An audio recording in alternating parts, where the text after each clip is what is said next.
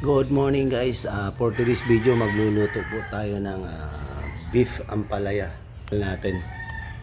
Ayun o, 1/4 kilo na beef at saka 3 pirasong ampalaya, saka bawang at saka sibuyas. Liliitan lang natin gayat para dali lang lumambot.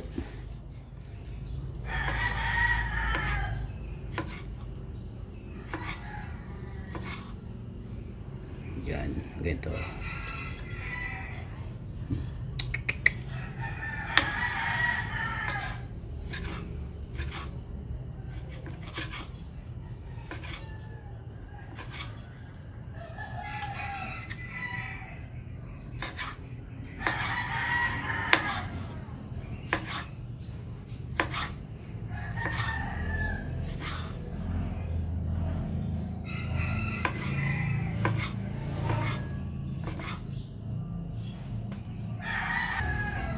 Yan, tatanggalan lang natin ng buto yung ampalaya natin.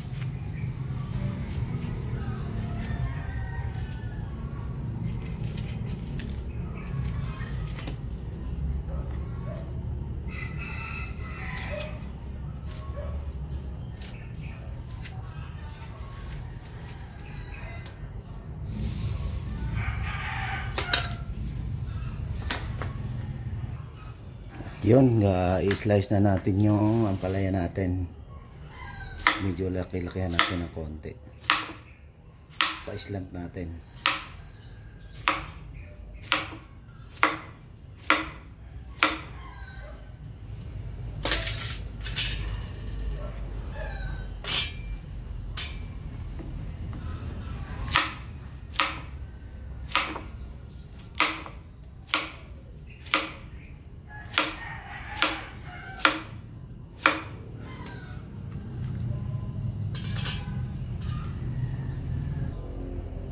Prepare natin yung bawang.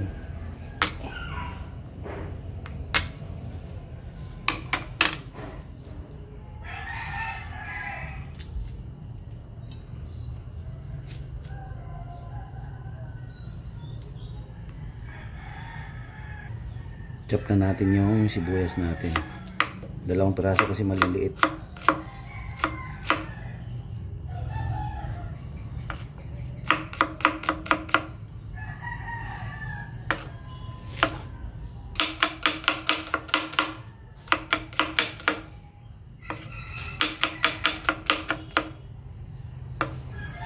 Yun. Pressure cooker na natin mga kababayan dahil para dali lang lumambot yung baka natin. Yan. Yun, sumisirit na yung pressure cooker natin. Mga 15 minutes lang para dali lang kasi lumambot kasi bata pa naman tong baka natin. 15 minutes lang, malambot na to.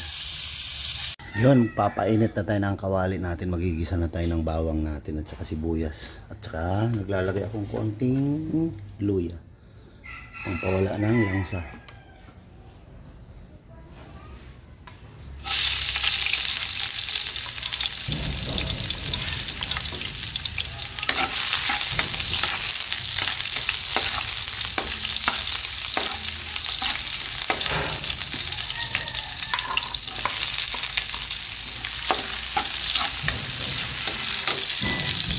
Luya natin kunti lang.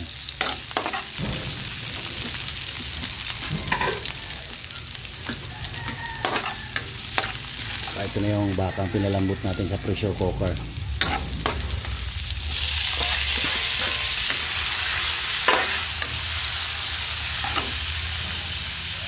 Lalagay tayo ng yan, paminta. Pansya-pansya na lang.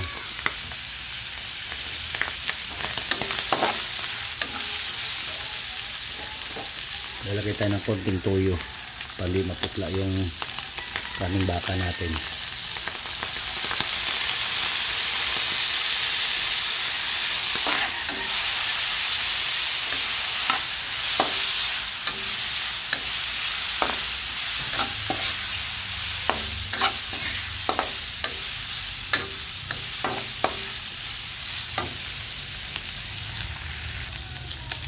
Yun, lalagay na natin yung ampalaya natin.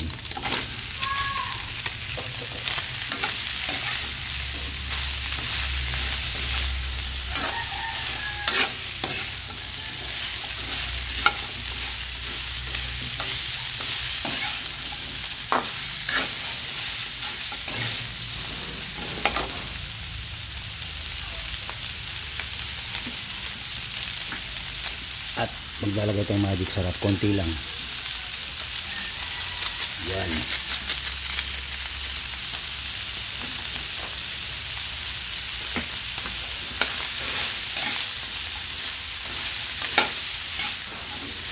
At ilalagay natin yung pinanglagaan ng ating baka.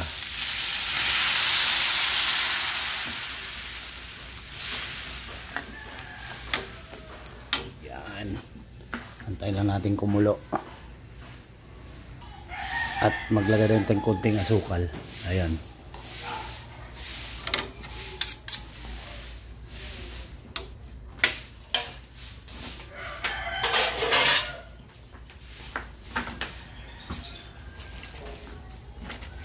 Maglalagay tayo ng garlic powder.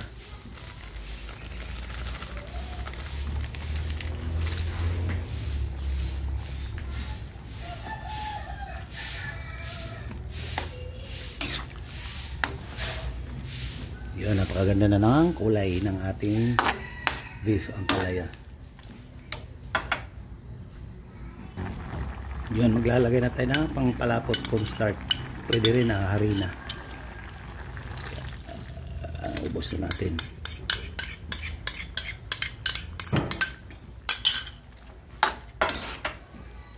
Ayan, antayin lang natin lumapot.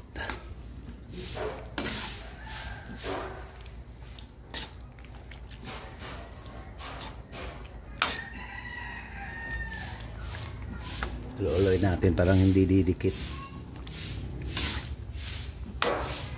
Yan, malapot na. Konting paminta.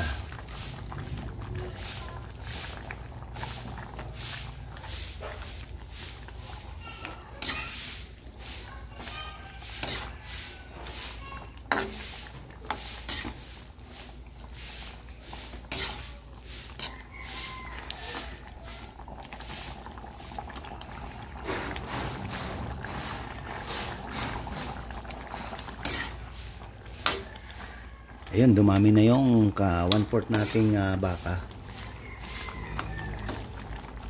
Pwede na 6 na tao kakain nito.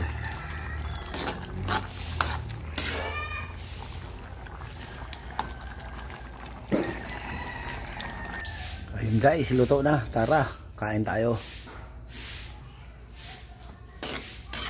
Di ko na overcook yung ampalaya natin kasi maluluto pa naman to dahil mainit pa yung niluluto natin beef ampalaya. Yan o.